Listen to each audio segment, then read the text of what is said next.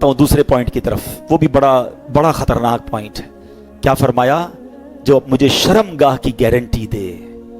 याद रखिए कि मर्द के लिए दो ही जायज तरीके हैं अपनी शर्मगाह को, जिसकी तस्कीन करने के लिए, अपनी शहवत पूरी करने के लिए। वो एक बीवी है और एक शरई बांदी है। अब आज के मामलात में बांदी अवेलेबल नहीं है, तो आपके पास एक ही तरीका है, there is no other way, कि अपनी शहवत को बंदा पूरा करे। मगर आज बहुत सारे ऐसे मामलात हैं, बहुत सारी बातें जा रही है, ऑन एयर जा रहा है, मैं लाइव तो नहीं कह सकूंगा, लेकिन मैं इशारतन बात करूंगा कि खुदारा अपनी जिंदगी को बर्बाद ना होने दें। थोड़ी सी ख्वाहिश के लिए, थोड़ी सी लज्जत के लिए काबू पाइए अपने आप पर। और एक बात याद रखिए कि सबसे पहले निगाह बहकती है, फिर दिल बहकता है, फिर शर्मगाह बहकती है। ये जो आंखों से हराम देखते हैं ना, गलत काम ज्यादा वही करते हैं, क्योंकि आंख से देखते हैं तो अब दिल बहक जाता है, अब काबू नहीं रहता, तो या तो अपने हाथों से हराम काम कर रहे होते हैं या किसी हराम काम की तरफ चले जाते हैं। ये जहन्नम में ले जाने वाला काम है, ये इस कदर बड़ा गुनाह है, यानी कबीरा गुनाहों में इसके बारे में फरमाया गया।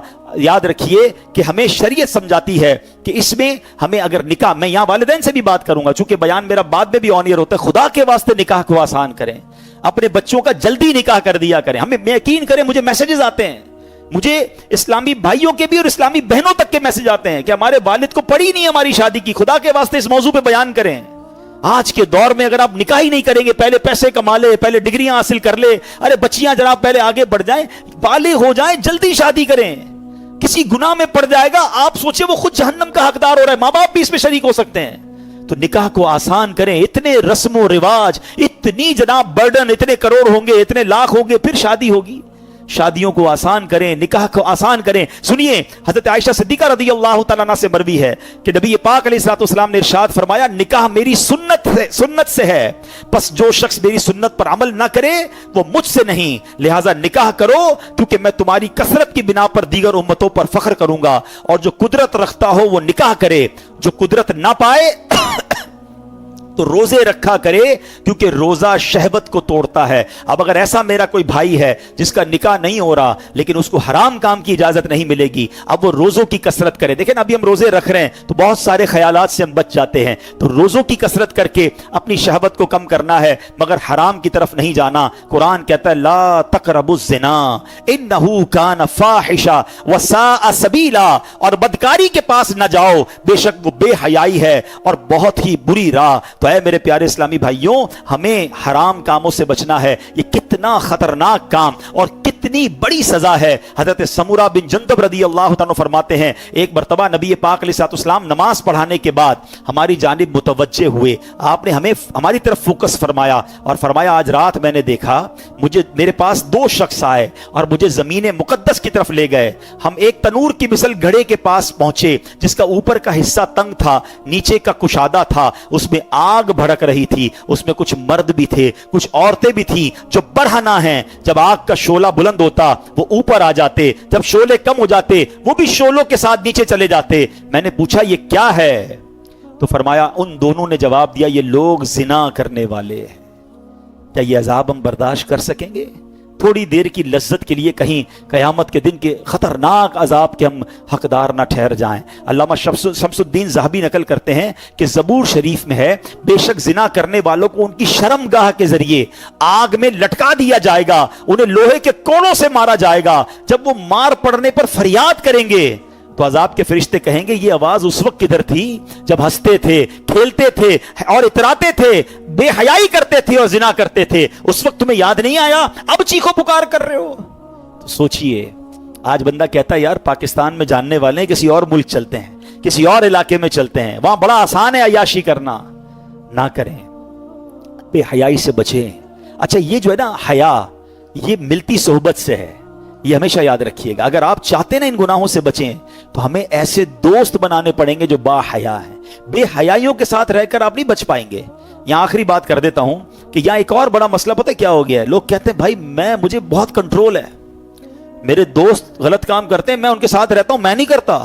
मुझे पता है मेरे दोस्त शराब पीते हैं, मैं नहीं पीता, मैं बैठता हूं उनके साथ। वो जुआ खेलते हैं लेकिन मैं सिर्फ बैठता हूं। वो जो है ना, वो नशा ड्रग्स करते हैं, मैं बैठता हूं। मादल्ला वो एडल्ट्री करते हैं, मैं सिर्फ उनके साथ कंपनी देता हूं, मैं ये काम नहीं करता। ये आपकी बेवकूफी है। آپ دنیا کے کسی بھی ڈرگ, کسی بھی الکوہولک, کسی بھی جواری, کسی بھی شرابی, کسی بھی برے کام کرنے والے کو پکڑ لیں اور پوچھیں یہ عادت کدھر سے ملی ہے, ایک بندہ بھی نہیں ملے گا جو یہ کہے کہ ابو نے برتھ ڈے والے دن مجھے چرس کا سگریٹ لا کے دیا تھا, امی نے مجھے ایک پسٹل لا کے دی تھی, بیٹا جا کے چوری کرو. یہ ساری بری عادتیں کہاں سے ملی؟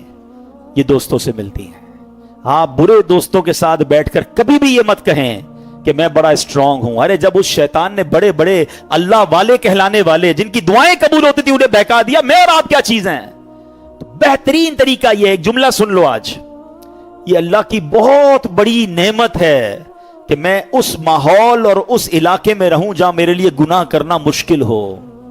ہاں, گناہ کا موقع ہی نہ ملے. ایسے ملکوں میں, ایسے علاقوں میں, ایسے دوستوں میں جاؤ ہی نہیں کہ جدھر چانس ہے گناہ کرنے کا. ہم بہت کمزور لوگ ہیں, چانس ملا تو پتہ نہیں بچیں گے کہ نہیں بچیں گے. تو اپنے آپ کو سیکیور رکھنے کا طریقہ یہ ہے کہ بندہ رہے ادھر, بیٹھے ان کے ساتھ کہ گناہ کرنے کا موقع ہی نہ ملے. یہ اللہ کی بہت بڑی نعمت ہے. یہ اپنے آپ کو آزمایا نہ کریں, میں بڑا اسٹرانگ ہوں, مجھے کچھ نہیں ہوتا, میں تو جاؤں گا پھر بھی کچھ نہیں ہوگا. ارے شیطان نے بڑے بڑوں کو پلٹا دیا, میں اور آپ کیا چیز ہیں؟ تو اپنے آپ کو اگر سیکیور رکھنا ہے. اچھا, اسی طرح کی بات جب ہم کرتے ہیں نا, مثال کے طور پہ کسی کو کہا بھائی داڑھی رکھ لو, امامہ شریف پہن لیں, کہتا ہے یار تھوڑی عادتیں ٹھیک نہیں ہیں, تھوڑے کام سیدھے کر لوں پھر داڑھی رکھ لوں گا. میں آپ کو ایک مشورہ دیتا ہوں, اگر آپ کو اپنے کام سیدھے کرنے واقعی if you are serious on that, آپ داڑھی رکھ لیں. پتہ کیا فائدہ ہوگا جب آپ داڑھی رکھیں گے نا؟ ایکچولی داڑھی نو انٹری کا بورڈ ہے, گناہ والی باتیں آپ تک آئیں گی نہیں. میں مثال دیتا ہوں, جتنے داڑھی والے بیٹھے نا ان کو پوچھ لیں, ہم کو کبھی بھی میسج نہیں آتا فلاں کلب میں کانسرٹ ہو رہا ہے, فلاں جگہ پر کوئی گانا لگا ہوا ہے, فلاں جگہ کوئی فلم چل رہی ہے, فلاں جگہ کوئی جناب کلب میں یہ ہو رہا ہے. ہمیں میسج بھی آتے ہیں تو کوئی میلاد کا میسج بھیج رہا ہوتا ہے, کوئی اجتماع کا بھیج رہا ہوتا ہے, کوئی محفل نعت کا بھیج رہا ہوتا ہے, کلب میں کانسرٹ ہو رہا ہے, فلاں جگہ پر کوئی گانا لگا ہوا ہے, فلاں جگہ کوئی فلم چل رہی ہے, فلاں جگہ کوئی جناب کلب میں یہ ہو رہا ہے.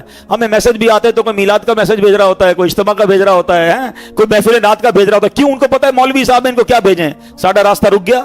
ہمیں تو گناہ کی دعوت ہی نہیں آ رہی نا, آپ نے تو انٹری دروازہ کھلا رکھا ہے, جو بھیجنا بھیج دو, کیونکہ میرا حلیہ ایسا نہیں ہے. کئی جگہوں پر حلیہ بچاتا ہے. اچھا, میں آپ کو ایک اور عجیب بات کرنے جا رہا ہوں. اگر کسی نے داڑھی امامہ رکھا ہے نا, شیطان تو اس پر بھی حملہ کر سکتا ہے. ہم بھی انسان ہی ہے نا.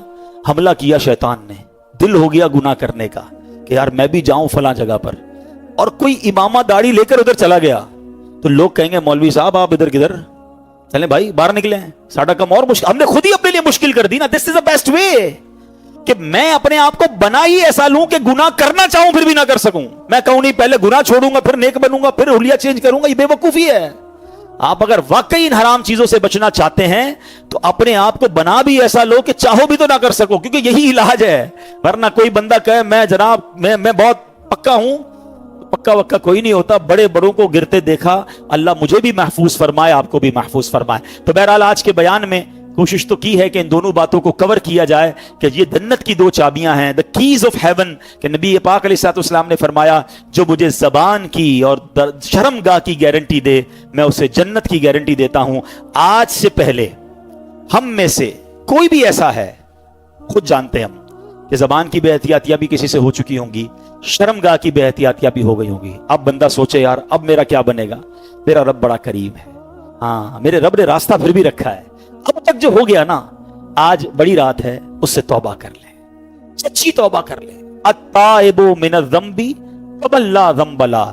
آقا فرماتے گناہوں سے توبہ کرنے والا ایسا ہے جیسا اس نے گناہ کیا ہی نہیں ہے.